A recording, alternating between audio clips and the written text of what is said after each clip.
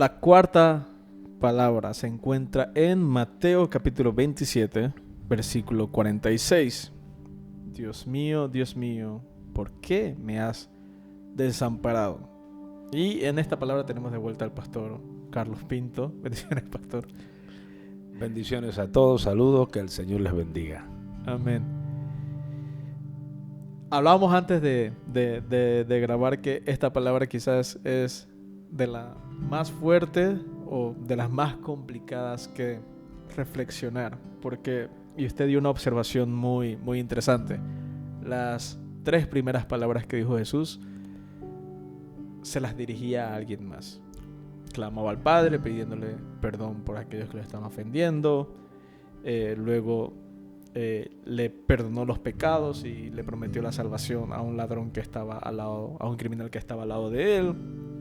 Luego entregó su posesión en la tierra más preciada, que era su madre, al cuidado de su discípulo amado. Pero esta palabra es un clamor de Jesús, y lo interesante, y por la línea que quiero que nos vayamos en este momento, es cómo muchas personas utilizan esta palabra de Jesús para hablar y decir que no, que Jesús en este momento se olvidó de su misión, se olvidó de su propósito.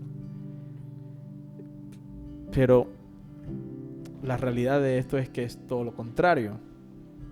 Esta palabra es el cumplimiento de el propósito de Jesús aquí en la tierra. Así que, pastor, ¿por qué no nos amplía acerca de este tema y nos comparte? Amén, bendiciones. El Señor está narrando en esa situación que Él se encuentra. Lo interesante de esto que nos llamó la atención es que mientras conversábamos antes, cuando nosotros los seres humanos estamos en peligro o en una situación difícil, a veces se nos olvidan las cosas. Pero lo interesante es que al Señor no se le olvidan las cosas, no se le olvidó su misión en el momento más difícil. Recitó la palabra, y esa palabra está en Salmos 22:1. Dios mío, ¿por qué me has desamparado? Y es el momento cumbre, porque es el momento donde el Señor no tanto creemos que está hablando físicamente, ya había pasado por diferentes momentos de martirio, de sufrimiento físico. En este caso se está refiriendo más que todo a lo que creemos es al sufrimiento que está llevando el pecado de todo el mundo.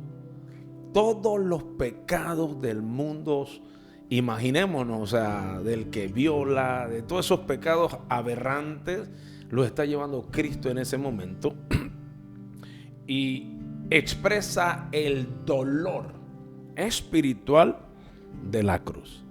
Lo interesante, lo curioso es que, bueno, repito, muchos utilizan esto para decir que Jesús se contradice, de que Jesús se olvida por un momento por qué Él estaba en la cruz.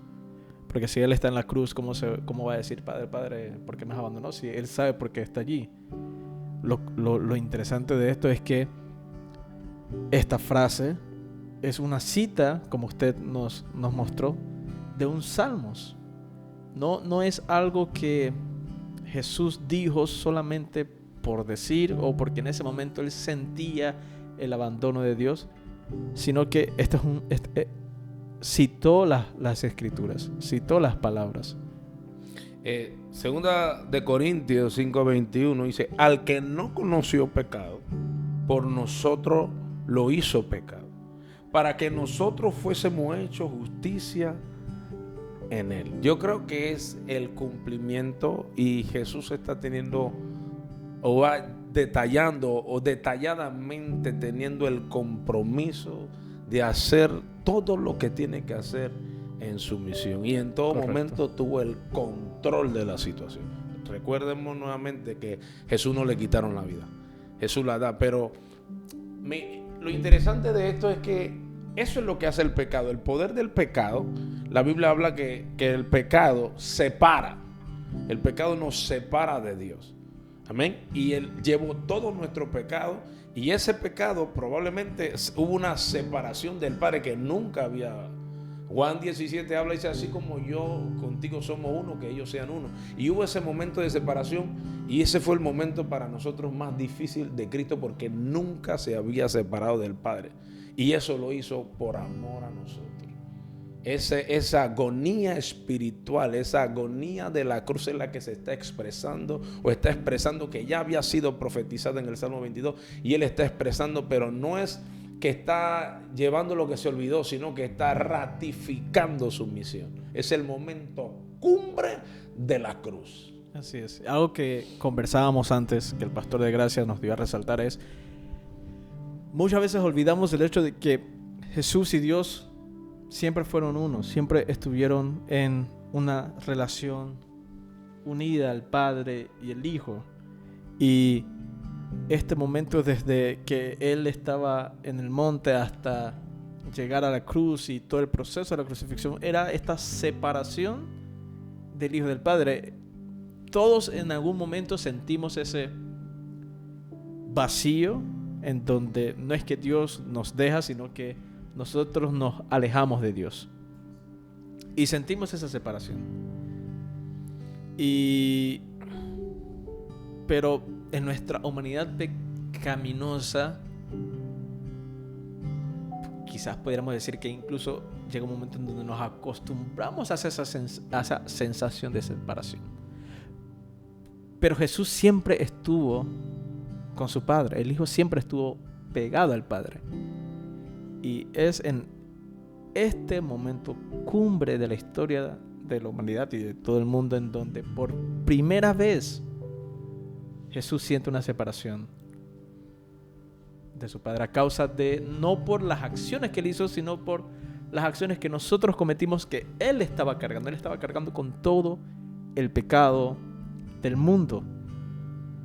Y me resulta hermoso e impactante cómo incluso en esta experiencia dolorosa que Él estaba transcurriendo, Él se acuerda del por qué está allí, y más que intentar expresar su dolor o el sentimiento que Él estaba pasando, Él decide, número uno, irse a las Escrituras, clamar usando las Escrituras.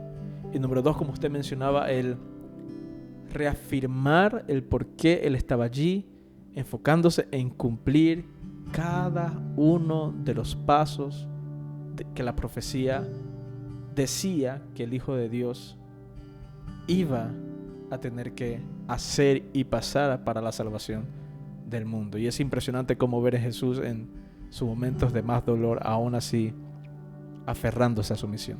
Amén.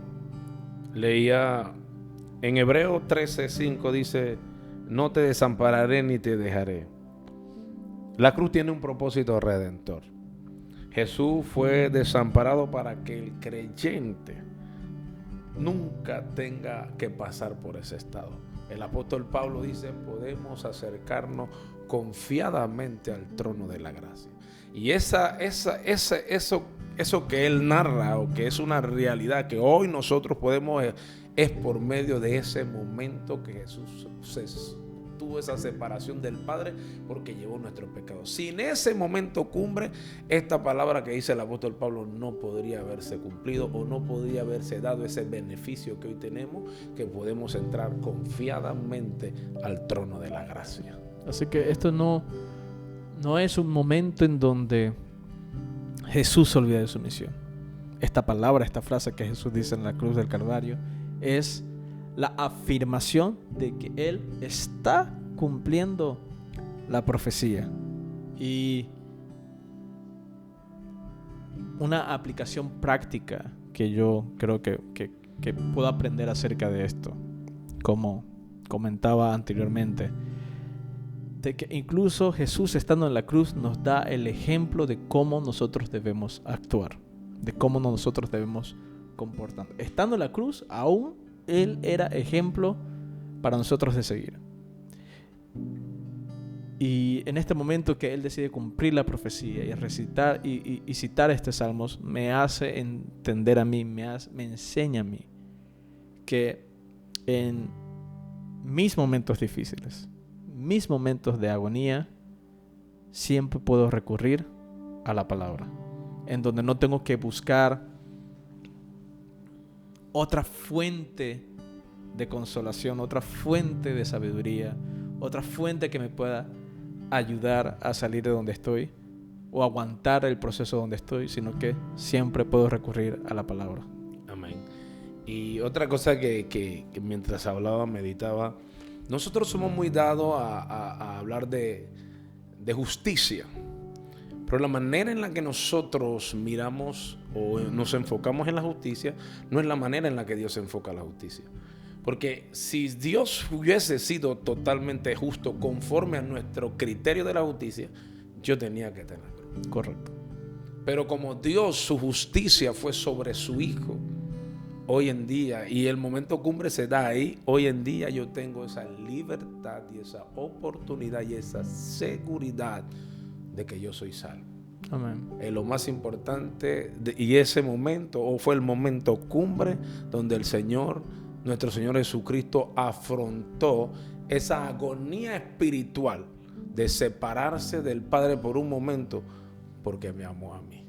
Yo creo que eso es lo más motivador, lo más glorioso y lo más digno de honra de lo que fue la cruz y lo que significa la cruz para nosotros. Amén. Muchas gracias, Pastor Pinto, por acompañarnos nuevamente. Nos concluye este espacio en oración, Pastor. Amén. Amado Dios, gracias, Señor. Nosotros no podemos entender, y aun cuando tratamos de entender lo que pasó en este momento, que nuestro Señor Jesucristo clama al cielo. Señor, lo que verdaderamente sucedió para nosotros es un misterio. Lo que sí sabemos es que su amor y su misericordia estuvo ahí para nosotros y su justicia fue sobre él. Y hoy por eso yo tengo la oportunidad de clamar, de entrar, de tener la certeza, la seguridad de que soy salvo y que soy tu hijo. Gracias, Señor.